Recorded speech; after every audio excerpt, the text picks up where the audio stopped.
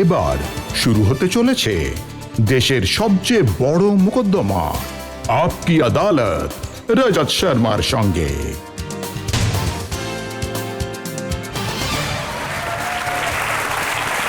নমস্কার, আপকি আদালতে আপনাদের সকলকে স্বাগত জানাই। আপকি আদালতে আমরা আজকে উপস্থিত করব চলচ্চিত্র জগতের এমন এক ব্যক্তিত্ব যিনি নিজের নিষ্ঠা পরিশ্রম দিয়ে দীর্ঘ সময়ের বিভিন্ন চড়াই উতরাই পেরিয়ে ফিল্ম ইন্ডাস্ট্রিতে নিজের জায়গা তৈরি করেছেন, একের পর এক হিট সিনেমা দিয়েছেন এবং নিজের অভিনয় দক্ষতা প্রমাণ করেছেন। প্লিজ ওয়েলকাম সেন্সেশনাল রানী মুখার্জি।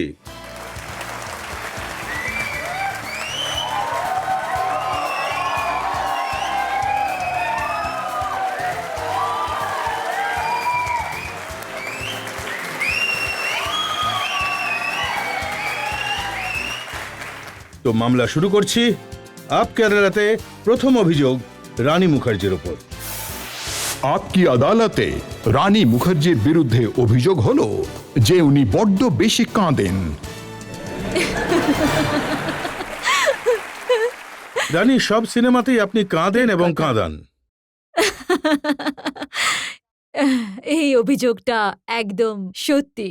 এটা কি সত্যি আপনার যে দাদা ছোটবেলায় আপনাকে হ্যাঁ। খুবই কাঁদাতেন? বাড়িতে তো বটেই, এমনকি স্কুলেও? ভীষণ কাঁদাতেন, আর এখনো মজা করে বলেন যে আমার চোখের মধ্যে নাকি একটা কল আছে যেটা 1 সেকেন্ডে খুলে যায় আর জল পড়া শুরু। আর আমার বাড়িতে সবাই এইটা নিয়ে আমার পেছনে লাগে সেই ছোটবেলা থেকেই। আমি নাকি 1 সেকেন্ডই কাঁদতে পারি। এই যে আমি আপনার সঙ্গে কথা বলছি, আমি এক্ষুনি কাঁদতে পারি, তাই বলে কাঁদবো না। মোটেই কাঁদবো না। আমি খুবই কারণ- চেষ্টা করব যাতে আজ এখানে আপনি কোনোভাবেই কাঁদতে না পারেন। Thank you Rajat sir. কিন্তু এটা কি সত্যি যে প্রথমবার যখন হ্যাঁ। আপনার স্ক্রিন টেস্ট হয়েছিল তখনও আপনি ভীষণ কেঁদেছিলেন? ভীষণই কেঁদেছিলাম, কারণ রাজা কি আগে বেড়াতের জন্য যখন আমরা অডিশন নেওয়া হয় তখন ওরা আমাকে একটা শাড়ি পরিয়ে দেন আর একটা বিশাল লম্বা কাগজ ধরিয়ে দেন আমার হাতে, তাতে বিশাল বড় একটা ডায়লগ লেখা। কোর্টের কিছু একটা সিন ছিল ওটা, আর আমার চোখে ওরা গ্লিসারিন লাগিয়ে দিয়ে বলেন যে কাঁদো। আমি তো তখন ভাবছি যে আরে এইভাবে কি রকম ভাবে সিনেমা শুটিং করে, এইভাবে অভিনয় করতে হয়। আর এত গ্লিসারিন লাগিয়ে দিয়েছিল যে চোখে খুলতে পারছিলাম না, আর কিছু বুঝতেই পারছিলাম না। আর আসলে আমার মায়ের ইচ্ছে ছিল যে আমি নায়িকা হই। আর ওই স্ক্রিন টেস্টটা দেখার পর আমার মা নিজে গিয়েছিলেন প্রডিউসারের কাছে, আর মানে গিয়ে বলেন যে আপনি প্লিজ আমার মেয়েকে নেবেন না, ওর অভিনয় ভীষণ খারাপ, আপনার সিনেমা ফ্লপ হয়ে যাবে, ভুলেও নেবেন না, খুব খারাপ অভিনয়। ওই সময় না তো আমার কিছু জানতাম না, মানে কোনো অভিজ্ঞতা ছিল না। তখন আমার বয়স 15.5 কি 16 হবে। তো ওই বয়সে কোর্টের ডায়ালগ আর চোখের মধ্যে গ্লিসারিন দিয়ে বলছে কাঁদো। আমি তো ন্যাচারাল অ্যাক্ট্রেস, তাই তখন থেকে ন্যাচারালি আমি কাঁদতে পারি। আমি আপনার বাবা রাম মুখার্জির একটা ইন্টারভিউ পড়ছিলাম। হুম, সেখানে উনি বলেছেন যে উনি যখন প্রথম আপনার সিনেমা দেখতে যান হ্যাঁ। তো উনি কেঁদে ফেলেছিলেন। আর ওই ফ্রন্ট রোতে ওনার পাশে কেউ বসেছিলেন, হ্যাঁ, সেখানে উনি হ্যাঁ। বলেছিলেন যে বুড়োটা কাঁদতে এসছে নাকি। একদম সত্যি কথা এটা। অ্যাকচুয়ালি বাবা একটা ইন্টারভিউতে বলেছিলেন, আর সবাই শুনে খুব অবাক হয়েছিলেন, কারণ উনি নিজেই নিজেকে বুড়ো বলছিলেন। কিন্তু আসলে আমার বাবা খুবই হ্যান্ডসাম, একদমই বুড়ো মনে হয় না দেখে। ঈশ্বরের আশীর্বাদে বাবার বয়স 80 বছর, কিন্তু উনি এখনো ভীষণ হ্যান্ডসাম। আমার মনে হয় যে সব বাবার কাছেই তাদের মেয়েরা আসলে ওরা খুবই প্রোটেক্ট করতে চান, অনেক ভালোবাসা দিয়ে বড় করেন। আর আর ওই সময়টাতে আমার বাবার 2nd বাইপাস অপারেশন হয়েছিল। আর বাবা খুব জোর দিয়ে বলেছিলেন যে আইসিইউ থেকে আমি যখন বেরোবো বাড়ি ফেরার পর, তখন প্রথমে আমি গেটি গ্যালাক্সি যাব আর তোমার সিনেমাটা দেখব। বাবা হুইলচেয়ারে বসে সিনেমা দেখতে গেছিলেন। আর বাবার জন্য এটা অন্যরকম অভিজ্ঞতা ছিল, কারণ ওই সিনেমাটায় অনেক কিছু, মানে একদিকে রেপ হচ্ছে, তারপর জাস্টিস পাওয়ার একটা ব্যাপার ছিল, কান্নাকাটি ছিল। খুবই ড্রামাটিক ছিল, মেলোড্রামাটিক ছিল। তো সেইগুলো দেখে পাবলিক হাততালি দিচ্ছিল, এনজয় করছিল। তো আমার ধারণা যে হি ওয়াজ ভেরি প্রাউড। উনি ভীষণই খুশি হয়েছিলেন যে আমার এই ছোট্ট মেয়েটা এখন সামনে বড় পর্দায় দেখতে পাচ্ছি। তো বাবা এত বেশি কাঁদতে শুরু করেন যে বাবা কিছুতেই থামানো যাচ্ছিল না। তো মানে এটা ইন্টারভিউতেই বলেছিলেন, উনি খুবই আবেগপ্রবণ ছিলেন। আর আজও একই রকম আবেগপ্রবণ। বাবা তো আমাকে নাচতে দেখলে বোধহয় কেঁদে ফেলবেন। কিন্তু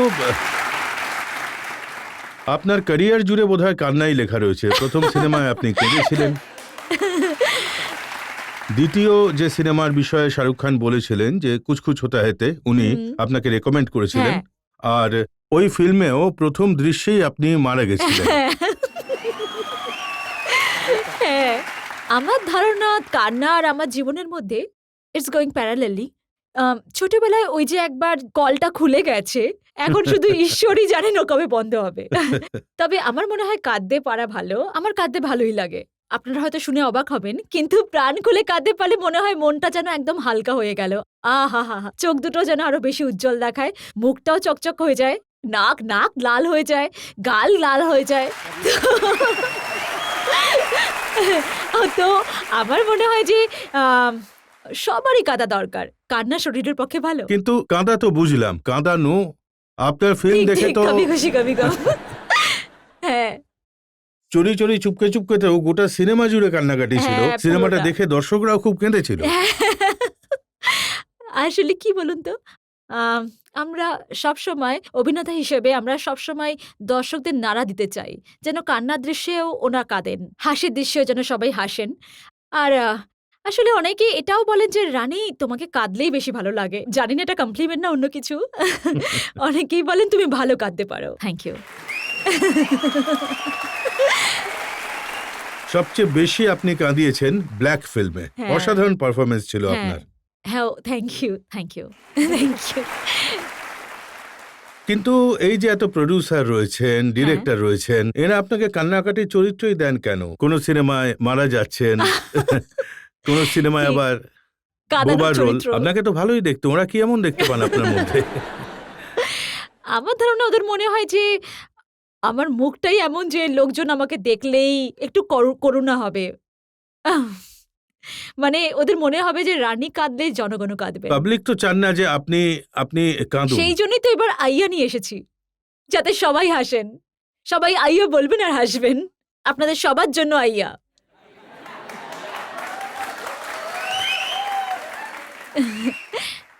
আপনার লাইফের আইয়া মোমেন্ট কোনটা? আইয়া মোমেন্ট আজকেই হলো, আপনাদের সবার সঙ্গে দেখা হলো। अय्या व्हॉट एन ऑडियन्स. अय्या किती छान ऑडियन्स आहे.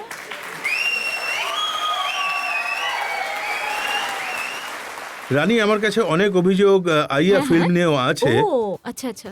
ঠিক আছে। কিন্তু এখন একটা ব্রেক নিতে হবে। হ্যাঁ। আমরা একটা ব্রেক নিয়ে নেবো, আর ব্রেকের পর আপকি আদালতে রানী মুখার্জির বিরুদ্ধে জনতার অভিযোগ এবং প্রশ্নবাণ জারি থাকবে।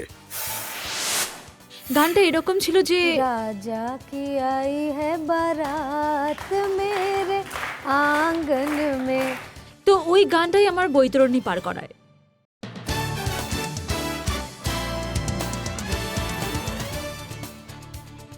Welcome back. আপকি আদালতে আজ আমাদের অতিথি হলেন কন্ট্রোভার্সিয়াল অ্যান্ড সেন্সেশনাল অভিনেত্রী রানী মুখার্জি। আপকি আদালতে রানী মুখার্জির বিরুদ্ধে অভিযোগ হলো যে উনি শুধুমাত্র ভাগ্যের জোরেই এত দূরে এসেছেন। রানী, আপনার প্রথম যে সিনেমাটা ছিল ওটা হিট করেনি। রাইট। তারপর এটা কি সত্যি শাহরুখ খান রেকমেন্ড করেছিলেন যে এই হ্যাঁ। সিনেমাটা রানীকে দেওয়া হোক? হ্যাঁ, হ্যাঁ। একদমই ঠিক কথা। যতদূর মনে পড়ছে উনি আমার রাজা কি আগে বারাতের কিছু সিন দেখেছিলেন। ওখানে আমার কিছু এক্সপ্রেশন দেখে ওনার খুব ভালো লেগেছিল। ওই গানটা এরকম ছিল যে राजा की आई है बारात मेरे आंगन में. তো ওই গানটাই আমার বৈতরণী পার করায়। কারণ আমি যে ওই রাজা কি আইগি বারাত গেয়েছিলাম সেটা শাহরুখের খুব ভালো লেগে যায়। আর আমার ধারণা করণ ওই সময় ওই রোলটার জন্য ৮ জন মতো মানে ৮ জন হিরোইনের অফার ফিরিয়ে দিয়েছিল। তো ওর কাছে আর কোনো চয়েস ছিল না। আমি ছিলাম শেষ ভরসা। ৮ জন হিরোইন সরে দাঁড়িয়েছিলেন, বলেছিলেন যে আমরা শাহরুখ আর কাজলের মাঝখানে কাবাব মে হাড্ডি হতে চাই একদম না। ঠিক। করণ চাইছিল যে হাড্ডিটা আমি হই। আমি ওকে জিজ্ঞাসা করেছিলাম যে আরে আমাকে হাড্ডি বানাতে চাইছো কেন? ও বলে যে না তুমি নিশ্চিন্তে হাড্ডির চরিত্রটা করো, বাকি সব সামলে নেব। তো প্রথম সিনেই ও আমাকে মেরে ফেলে, যাতে দর্শকরা ভাবেন যে এই বাকি সিনেমাতে থাকবেই না। শেষমেশ জুটি তো বাঁধবে শাহরুখ আর কাজলই। তো আমার মতে এটা একটা মাস্টার স্ট্রোক ছিল করণের। কারণ প্রথম সিনেই বলে দিচ্ছিল যে আসলে হাড্ডি ঠিকই, কিন্তু এই হাড্ডি আর জীবিত নেই। কিন্তু চরিত্র সেটাই পেলেন যেটা ৮ জন রিজেক্ট করে দিয়েছিল। আর থ্যাংক গড রিজেক্ট করেছিলেন। আমি ওদের প্রতি সত্যি কৃতজ্ঞ। আর আপনি পূজা ভাটের প্রতিও কৃতজ্ঞ যে উনি গুলামের হ্যাঁ। অফার ফিরিয়ে দিয়েছিলেন। একদম। আমি সবার সবার প্রতি কৃতজ্ঞ। যারা যারা কোনো সিনেমা করেননি বলেই আমি করতে পেরেছি। সবাইকে কৃতজ্ঞতা জানাই। কারণ আমি সবসময় বলি যে, যার ভাগ্যে যেটা আছে সেটা সে পাবেই। ঠিক তেমনই যার ভাগ্যে যে রোল আছে সেই অভিনেতাই পাবে। যে চরিত্রটা আমার ভাগ্যে আছে সেটা আমি পাবই। আম আমার যেটা করার সেটা যেটা লেখা আছে সেটা তো হবেই। আর তাই হ্যাঁ, এরকম অনেক কিছুই চলতে আছে চলতে যেটা তো ঐশ্বরিয়া রায় হ্যাঁ, কিছুটা করে তারপর ছেড়ে দিয়েছিলেন, হ্যাঁ, তারপর ওই চরিত্রটা আপনি করেন। হ্যাঁ। আম মানে ওটা ওটা তো ওটা তো একটা আলাদাই গল্প। এটার উত্তর শাহরুখ আরো ভালো দিতে পারবেন। কারণ কি হয়েছিল কিন্তু আসলে আমরা অভিনেতারা মানে আমাদের কাছে যখন কোনো গল্পটা সবাইকে বলুন না। এটা বলাটা খুবই দরকার। শাহরুখ আমার খুবই ভালো বন্ধু। আর উনি যখন চলতে চলতে অফারটা নিয়ে আসেন, এই ফিল্মটা তোমাকে করতে হবে, তখন আমি অটোমেটিক্যালি হ্যাঁ বলে দিই। কারণ শাহরুখ খান এমন একজন কোস্টার যার সঙ্গে আমি ক্যারিয়ারের একদম শুরুর দিকে কাজ করেছিলাম। ওর থেকে অনেক কিছু শিখেছিলাম। আর আমার খুব ভালো বন্ধু। তো এটা বলাই বাহুল্য যে উনি কোনো সিনেমা প্রোডিউস করেন, আমার কাছে অফার নিয়ে আসেন। আমি কখনোই না বলতে পারব না। ওর সঙ্গে কভি আলবিদা না কেহনা, হ্যাঁ। এখানেও সেই রোলটাই পেয়েছিলেন যেটা কাজল রিজেক্ট করে দিয়েছিলেন। হ্যাঁ, এটা তো একেবারেই কাজল আর করণের মধ্যেকার ব্যাপার। অফার কার কাছে যায় আর তারপর শেষমেশ কি হয় সেটা আলাদা ব্যাপার। যেমন আমিও অনেক অফারই রিজেক্ট করে দিই। সেগুলো নিশ্চয়ই কোনো না কোনো অ্যাক্ট্রেসের কাছেই যায়। মানে বলতে পারেন এটা ফিল্ম ইন্ডাস্ট্রির একটা নিয়ম। শাহরুখের একটা ইন্টারভিউ আমি পড়েছি, হ্যাঁ। ওখানে উনি আপনার খুব প্রশংসা হ্যাঁ। করেছেন। উনি বলেছেন যে আমি রানীকে এতটাই ভরসা করি যে আমি যদি মাঝরাতে ওকে কোনো রোলের জন্য ডেকে পাঠাই ও দৌড়ে চলে আসবে। হ্যাঁ, একদম ঠিক। একদমই ঠিক বলেছেন। আমির আর শাহরুখের জন্য আমি ব্যাকগ্রাউন্ডে জুনিয়র আর্টিস্টও হতে রাজি। তার কারণ ওরা আমাকে অনেক সাহায্য করেছেন। মানে যে সময় আমি ওদের সঙ্গে ওর ১ম সিনেমা করেছি, তখনই ওরা মানে তখন সুপারস্টার ছিল। কারণ আমি ছোটবেলা থেকেই আমিরের সিনেমা দেখে বড় হয়েছি। 'কেয়ামত সে কেয়ামত তক' যখন রিলিজ করেছিল, তখন আমি স্কুলে পড়তাম। মানে বলতে গেলে ওদের দেখেই আমি বড় হয়েছি। তারপর যখন হিরোইন হিসেবে ওর পাশে গিয়ে দাঁড়ালাম, মনে হচ্ছিল বাপরে! এত বড় স্টার আমার সামনে দাঁড়িয়ে। তবে কখনোই কিন্তু আমির বা শাহরুখ আমাকে এটা ফিল করায়নি যে ওরা কত বড় স্টার। আর আমি একেবারেই নতুন এসেছি। তো এটা আমার ক্যারিয়ারে খুব সাহায্য করেছে। আমার মনে হয়েছে যে এরা এত বড় স্টার কিন্তু কাজের প্রতি এত মনোযোগ, এত সিরিয়াসলি কাজ করেন। আসলে এইটাই হওয়া উচিত। মানে সাফল্য পেয়ে যাওয়াটাই মানে ওটাই কিন্তু শেষ কথা নয়। এই সাফল্যটাকে কিভাবে ধরে রাখতে হবে, কিভাবে আরো পরিশ্রম করতে হবে, এগুলো ওদের থেকে শিখেছি। তো আমি আমি আ ওরা আমাকে খুবই ইন্সপায়ার বীর করেছে। জারা তো আপনি কাজ করেছেন শাহরুখের সঙ্গে, প্রশংসাও পেয়েছেন। হ্যাঁ। আর আমি শুনেছি যে প্রেসিডেন্ট মুশারফও আপনার খুব প্রশংসা করেছিলেন হ্যাঁ, আপনার রোলটার জন্য। হ্যাঁ। আম এই সময় আসলে আমাদের ডাকা হয়েছিল ডিনারের জন্য, মানে লাঞ্চের জন্য ডাকা হয়েছিল। আর সেটাতে আমি খুবই খুশি হয়েছিলাম। কারণ 'বীর জারা' খুব সুন্দর একটা সিনেমা ছিল, ভালো সিনেমা ছিল। একটা খুব ভালো মেসেজ ছিল। তখন আমি মানে ওই সময় পাকিস্তানের যিনি আম প্রেসিডেন্ট ছিলেন। প্রেসিডেন্ট ছিলেন আর উনার ওয়াইফ আর ক্যাবিনেট থেকে যারাই এসেছিলেন পাকিস্তান থেকে, ওরা 'বীর জারার' খুব প্রশংসা করেন আর বলেন এরকম সিনেমা আরো হওয়া উচিত। আর ওরা খুব বড় ফ্যান আমাদের সিনেমার, স্পেশালি উনার ওয়াইফ। তো এগুলো শুনতে ভালোই লাগে। ওর ওয়াইফ নাকি আপনার হাতটাও ছাড়ছিলেন না, শুনেছি আরকি। হ্যাঁ, কিন্তু উনি ভীষণই সুন্দরী একজন মহিলা। দারুণ দেখতে উনাকে। আর ওদের সঙ্গে আবারও সন্ধ্যেবেলায় আপনার দেখা হয় রাষ্ট্রপতি ভবনে, যেখানে হ্যাঁ। প্রেসিডেন্ট আব্দুল কালাম আপনাকে হ্যাঁ। ডেকেছিলেন।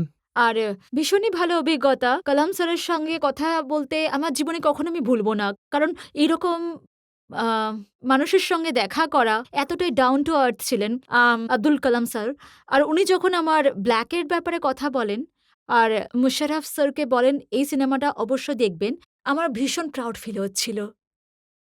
ব্ল্যাকে সত্যি আপনার পারফরমেন্স অসাধারণ ছিল। আর আমি থ্যাংকস। শুনেছিলাম যে দিলীপ কুমারও একটা চিঠি পাঠিয়েছিলেন আপনার প্রশংসা করে। হ্যাঁ, দিলীপ কুমার আঙ্কেল আর আমার বাবা ওরা অনেক আগে থেকেই ভালো বন্ধু ছিলেন।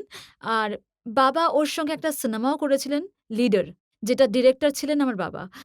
ওনার সঙ্গে সম্পর্কটা আসলে দীর্ঘদিনের। আর আমি এই ইন্ডাস্ট্রিতে পা রাখার সময় থেকেই আ সায়রা আন্টি আর দিলীপ আঙ্কেল মানে সবসময় আমাকে ভীষণ এনকারেজ করেন।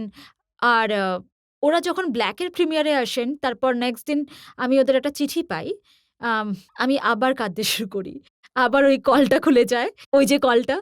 আর মনে হচ্ছিল যে আমাদের ফিল্ম ইন্ডাস্ট্রির যিনি একজন মহিরুহ দিলীপ আঙ্কেল, যার অভিনয়ের প্রশংসা করে শেষ করা যায় না, তার থেকে যখন প্রশংসা পাই আমার মনে হয় যে আমার ক্যারিয়ারের এই যে সফরটা মানে সেখানে আমি একটা ধাপ বোধহয় এগোতে পেরেছি, একটু এগিয়ে গিয়েছি।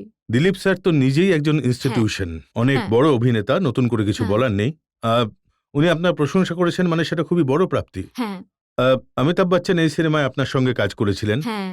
উনি কি বলেছিলেন? ওনার সঙ্গে কাজ করার আমার যে অভিজ্ঞতা সেটা অসাধারণ ছিল। তার কারণ অমিত স্যারের মতো একজন মানুষ যিনি আজও ওনার মধ্যে যে পরিমাণ enthusiasm আছে, যেভাবে উনি কাজ করতে আসেন মনে হয় যেন একটা সেটে কোনো বাচ্চা চলে এসেছে।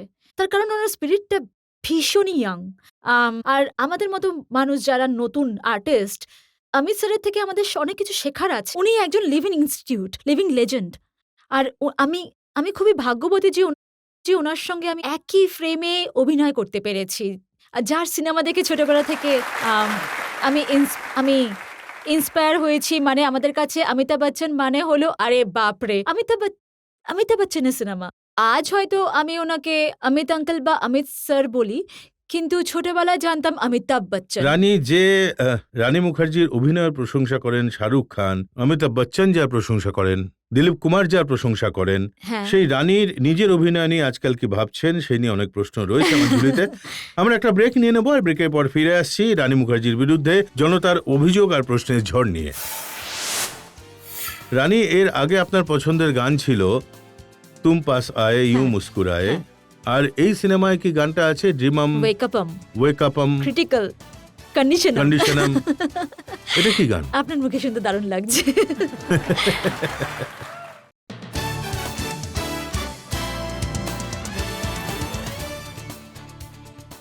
Welcome back.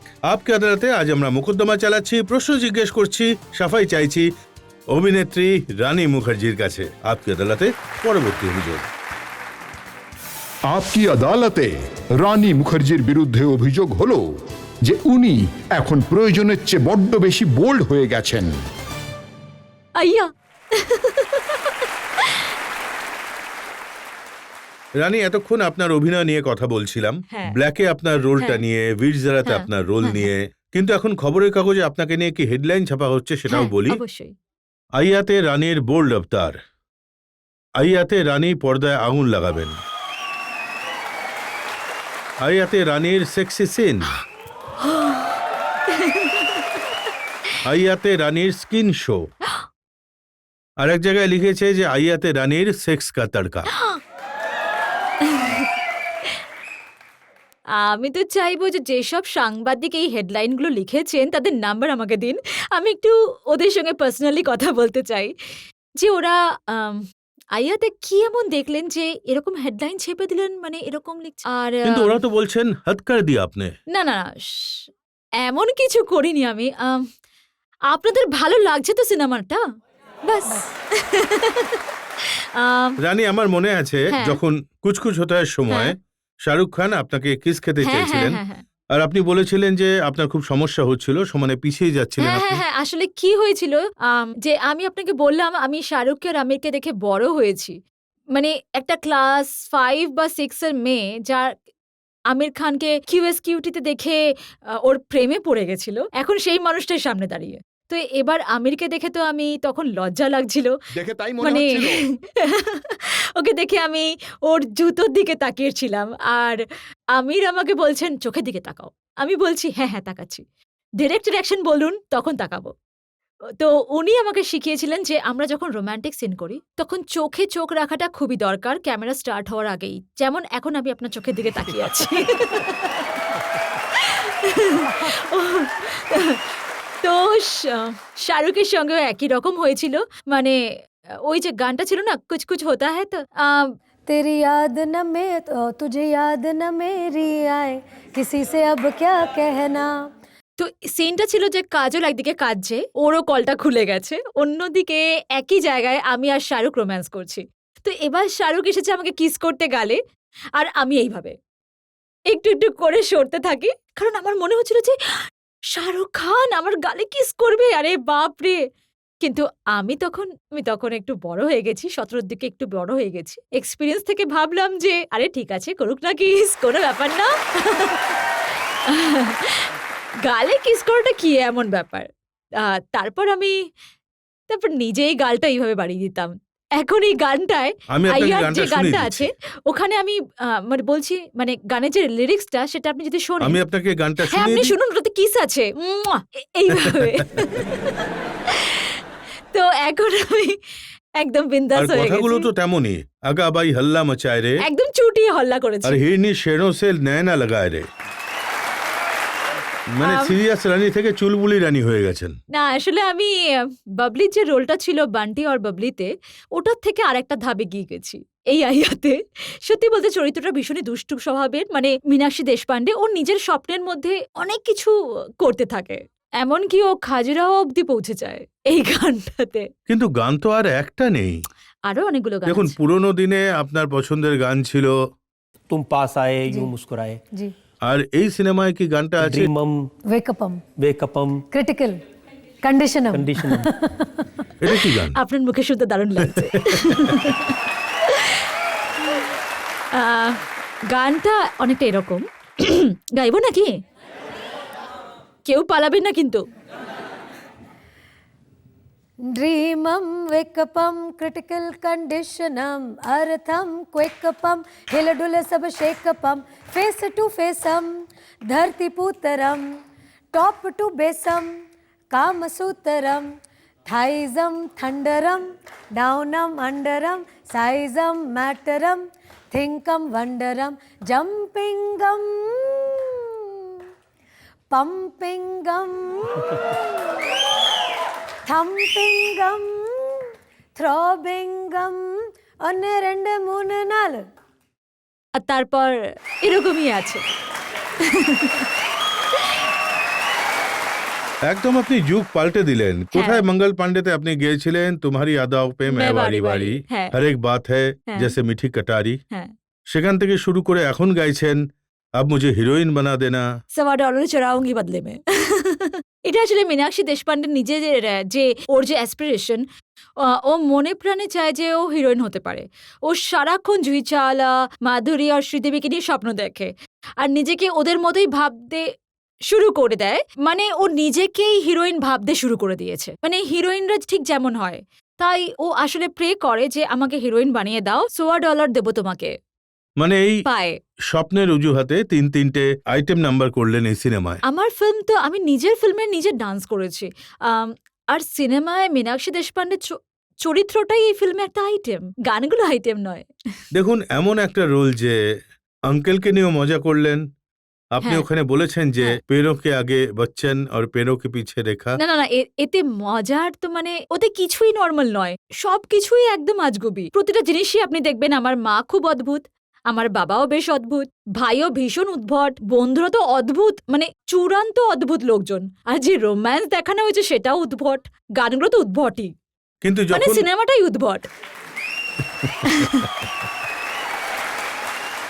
কিন্তু যখন এই বোল্ড রূপ আপনার মা দেখলেন তখন উনি আমি কি বললেন? বললাম আইয়া ওরে বাবা কি হচ্ছে, কি ভালো, দুর্দান্ত, ফাটাফাটি।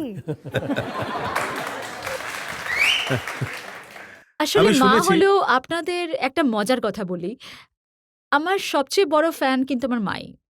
কারণ আমার মা আমাকে এতটাই ভালোবাসেন, মানে সব বাচ্চাই মানে সব মাই সন্তানকে ভালোবাসেন, কিন্তু আমার মা শুধু আমাকেই ভালোবাসে। মানে মানে বাড়িতে যদি কখনো আলোচনা হয় কোনো সিনেমা এসেছে বা কোনো হিরোইনের সিনেমা এসেছে, আমার মায়ের ওই কথাগুলোই পছন্দ নয়, মা শুধু আমাকেই চাই। এটা আমার দারুণ লাগে। কেউ পছন্দ করুক না করুক, মা পছন্দ করে। রানী, আপনার কথাবার্তা আর দর্শকদের এই হাততালি শুনে মনে হচ্ছে সবাই এই ফিল্মটা দেখতে যাবেন। আর আমিও কথা দিচ্ছি যে আমি এই সিনেমাটা দেখার চেষ্টা করব। আমরা আরো একটা ব্রেক নিয়ে নেব, আর ব্রেকের পর আপকে আদালতে রানী মুখার্জির বিরুদ্ধে জনতার অভিযোগ আর প্রশ্নের আরো এক পর্ব।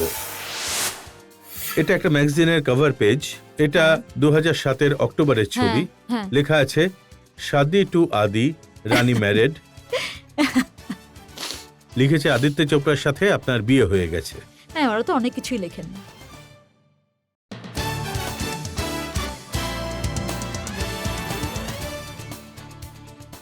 Welcome back. আপকে আদালতে আজ আমাদের অতিথি হলেন ফিল্ম স্টার রানী মুখার্জি। আপকে আদালতে পরবর্তী অভিযোগ। আপকি আদালতে রানী মুখার্জির বিরুদ্ধে অভিযোগ হলো যে তিনি নাকি নিঃশব্দে বিতর্ক তৈরি করেন। রানী, আপনি মুখ না খুলে একদম চুরি চুরি চুপকে চুপকে এমন বিতর্ক তৈরি করে দেন, ফিল্ম ইন্ডাস্ট্রিতে লোকে বলে রানী মুখার্জি হলেন কন্ট্রোভার্সি কুইন। আচ্ছা, এটা জানতাম না। সত্যি কি আপনি এতটাই ইনোসেন্ট যতটা ভান করেন? হ্যাঁ হ্যাঁ, একদম একদম। আমি মানুষটা যেমন, I am very proud of that. যেভাবে আমার বাবা মা আমাকে বড় করেছেন, ওরা আমাকে খুবই ভালো শিক্ষা দিয়েছেন, আর আমি খুব একটা গর্ব করে বলতে পারি যে কনফিডেন্টলি যে আমি একটা খুব ভালো মেয়ে। আচ্ছা, সেই গুড গার্লের ব্যাপারটা, হ্যাঁ। এই নিয়ে খবরের কাগজে ম্যাগাজিনে কি ছাপা হয়েছে একটু বলি। একদম। আপনি অভিষেক বচ্চনের উপর রাগ করেছেন কারণ উনি নিজের বিয়েতে আপনাকে ডাকেননি। এই কথাটা তো ধোপেই টেকে না, কারণ বিয়েতে নেমন্তন্ন করার যে ব্যাপারটা, সেটা উনি যিনি বিয়ে করেছেন মানে তার হাতে থাকে। তো উল্টো দিকের মানুষটা যদি রেগেও যায়, তাতে কি যায় আসে? আর অভিষেককে নিয়ে দ্বিতীয় যেটা লেখা হয়েছে হুম। যে হরিপ্পাতে অভিষেকের থাকার কথা ছিল শাহিদ কাপুরের না না জায়গায়, না, ভুল তথ্য। একদম, কিন্তু একদম। ঐশ্বরিয়া রায় বাধা দেন না যে না না না, একদমই ভুল কথা। শাহিদি ছিলেন ফিল্মের ফার্স্ট চয়েস, শাহিদ কাপুর, আর শাহিদি অভিনয় করেছেন। এই কথাটা একদম ভুল। এগুলো হয়তো সেই কারণেই, কারণ শুরুর দিকে অভিষেকের সঙ্গে আপনার নাম বারবার শোনা যেত। হ্যাঁ হ্যাঁ, নো প্রবলেম। সে তো আমাদের সবার নামই সবার সঙ্গে জুড়ে যায়, শুধু উপরওয়ালা যার সঙ্গে ঠিক করেছেন তাড়াতাড়ি চলে আসুক, ব্যাস। সে যে আসল মানুষ সে তো সেই হবে। তবে অভিষেক কোস্টার হিসেবে খুবই ভালো, ওর সঙ্গে খুব ভালো ভালো সিনেমা আমি করেছি। অনেক মানুষই আমাদের জুটিটাকে মানে আমাদের দুজনের জুটিকে খুবই পছন্দ করেছেন, আর ওই সিনেমাগুলোর সঙ্গে আমার অনেক স্মৃতিও জড়িয়ে। ইউভা থেকে শুরু করে বান্টি বাবলি, কবি অলবিদা না কেহনা, মানে অভিষেকের সঙ্গে সম্ভবত ওর সব সেরা কাজও আমার সঙ্গে। আর আরেকটা খবরের কাগজ লিখছে যে যশরাজ ফিল্মের অধিকাংশ ফিল্মেই রানী মুখার্জি পান। এরকম কোনো ব্যাপার নেই, অ্যাকচুয়ালি শাহরুখ খান সবচেয়ে বেশি পান, তবে এতেও যদি আমার নাম আসেন আর হয়তো নো প্রবলেম। এই জন্যই লোক জিজ্ঞেস করেন যে রানী মুখার্জি কি জানেন যে যশরাজের রাজটা কি? রাজ এটাই যে ইয়শ আঙ্কেল গোপন সত্যিটা জানেন, উনি হলেন যশরাজ, তো উনি বলতে পারবেন যশরাজের রাজ। শুধু যশ চোপড়াই জানেন নাকি আদিত্য চোপড়াও জানেন? উনিও নিশ্চয়ই জানেন, তার কারণ আদিত্য চোপড়া তো ইয়শ আঙ্কেলেরই ছেলে, আর উনিও স্টুডিও ইত্যাদি দেখাশোনা করেন, মানে পুরো সাম্রাজ্যটাই চালান, তো উনিই জানেন রাজ, আর ইয়শ আঙ্কেলও জানেন তাই। আচ্ছা, এবারে আরেকটা কথা বলুন। হ্যাঁ। এটা একটা ম্যাগাজিনের কভার পেজ। এটা 2007-এর অক্টোবরের ছবি। হ্যাঁ, ঠিক। লেখা আছে শাদি টু আদি, রানী ম্যারেড। লিখেছে আদিত্য চোপড়ার সাথে আপনার বিয়ে হয়ে গেছে। হ্যাঁ, ওরা তো অনেক কিছুই লেখেন। মানে এই ব্যাপারে আমাকে কিছু বলতে হবে? হ্যাঁ, মানে এইটুকুই বলবো যে না না, আমি এখনো অবিবাহিতা।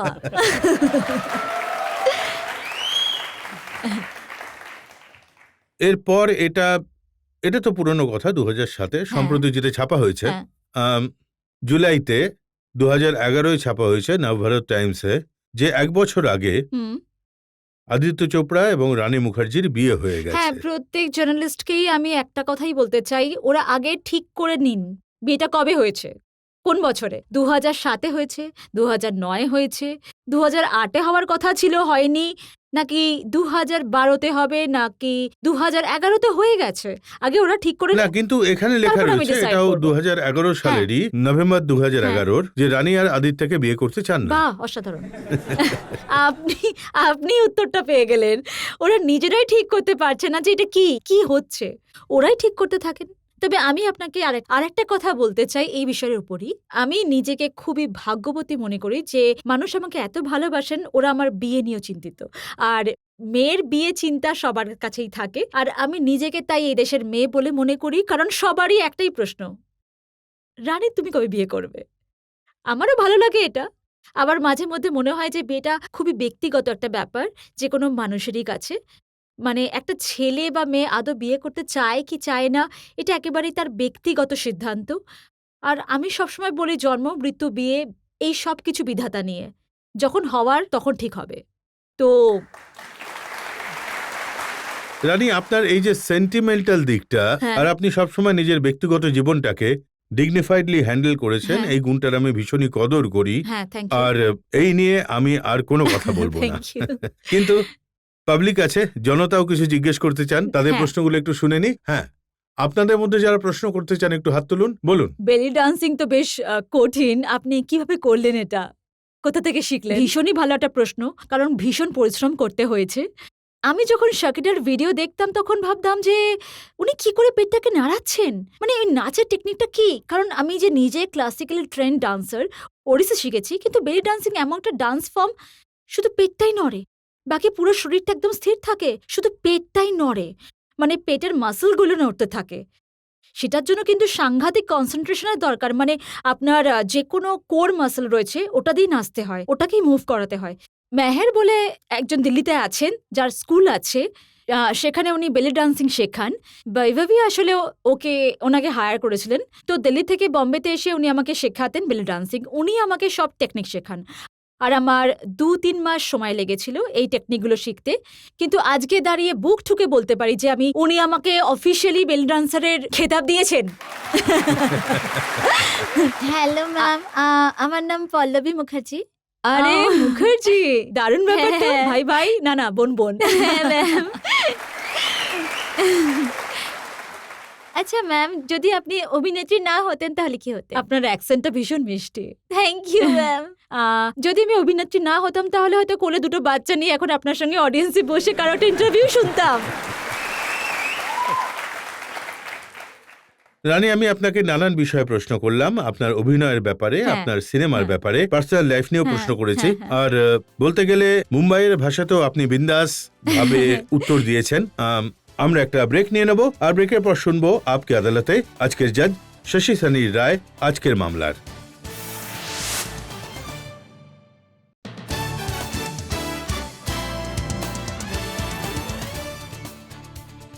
Welcome back. আপকে আদালতে আজকের মামলা ছিল রানী মুখার্জির বিরুদ্ধে।